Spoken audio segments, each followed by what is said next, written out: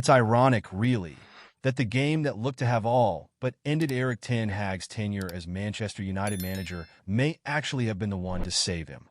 Cast your mind back to that grim night in May, as a beleaguered United side simply wilted away to Crystal Palace at Selhurst Park.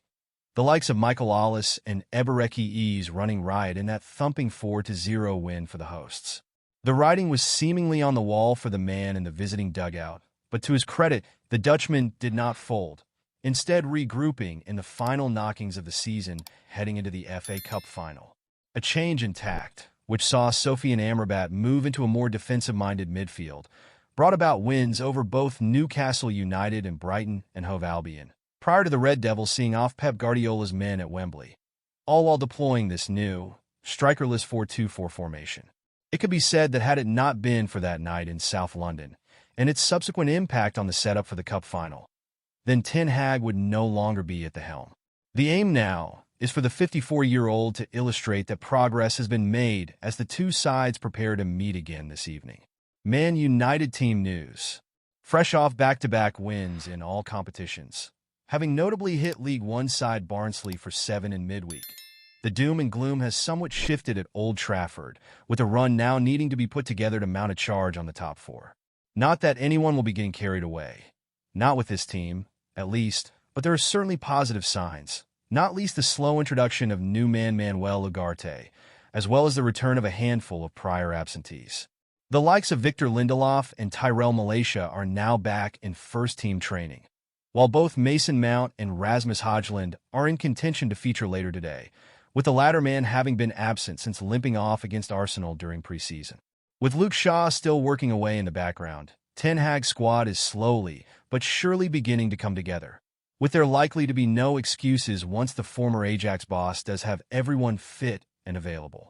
For once, the experienced tactician does actually have options to choose from in the attacking ranks, in particular, with it yet to be seen whether Joshua Zirkzee will be given another chance to impress from the start in that center-forward berth. Joshua Zirkzee's start at Man United. In truth, things couldn't have started much better for the Netherlands international, with the 6'4" marksman prodding home in inventive fashion to seal a much-needed opening day win over Fulham. A goal on debut is no doubt the ideal way to calm the nerves, although it's fair to say that the £36.5 million arrival hasn't quite been able to build on that first outing, having failed to score since then. Manchester United's Joshua Zirkzee scores versus Fulham. The former Bologna man was unfortunate to deny Alejandro Garnacho from scoring against Brighton, although he did then spurn 2 gilt-edged chances in the chastening defeat to Liverpool, having been teed up beautifully on both occasions by Marcus Rashford. Away at Southampton last weekend, the silky striker was neat and tidy on the ball and linked the play effectively, having completed 100% of his dribbles and registered 2 key passes, although again missed 2 big chances, notably failing to convert with a side-footed effort in the second half.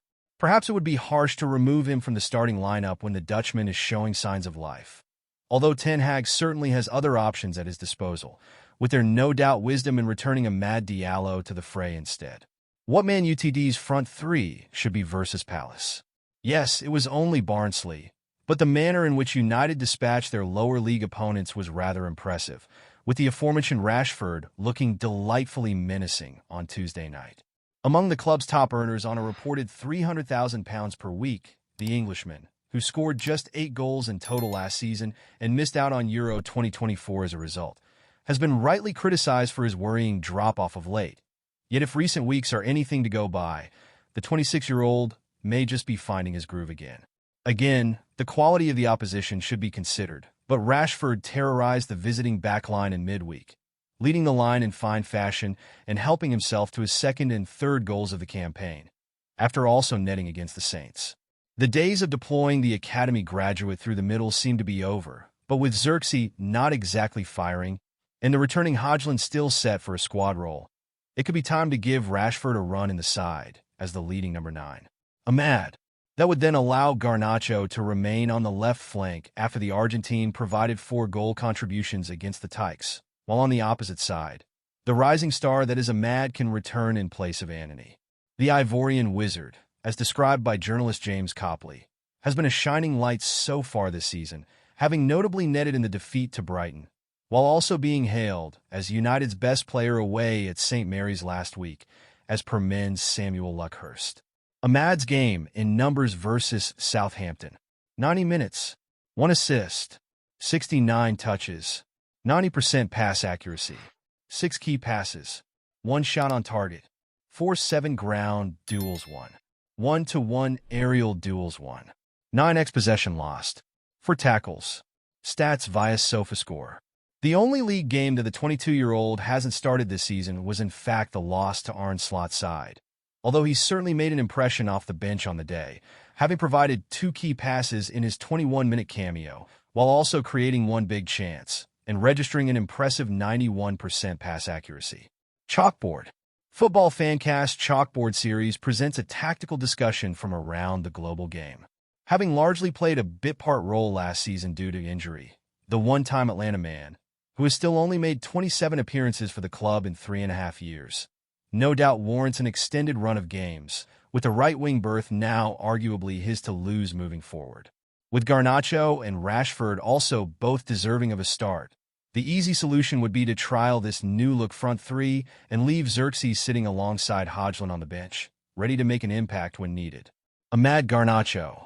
In reality, the likelihood is that the choice will come down to one of Garnacho or Ahmad on the right, yet it would certainly be a risk worth taking to have Rashford deployed through the middle, flanked by those 2 young prodigies.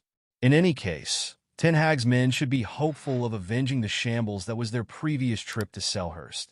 That's if Johnny Evans and Case Moreau aren't starting at center back, at least.